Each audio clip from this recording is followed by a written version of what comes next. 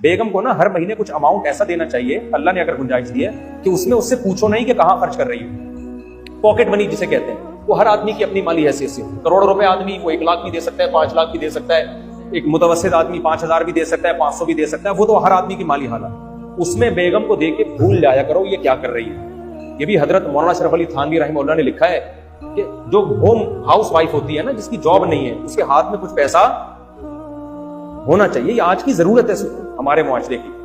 بعض لوگ کہتے ہیں ہم جب تمہارے سارے خرچے پورے کر رہے ہیں تو ہم سے پاکٹ منی کیوں لے رہی ہے.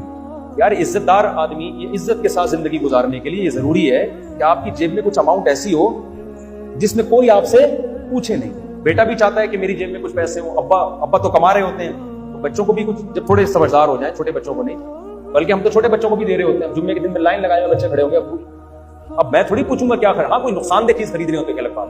تو پاکٹ منی بیگم کو کچھ ہر مہینے آپ نے 1 تاریخ کو دے دی, اس کے بعد پوچھو نہیں کہ کیا کر رہی ہے. یہ بھی گھٹیا پن ہے. اس کو اپنی حساب سے وہ جو مرضی کرے.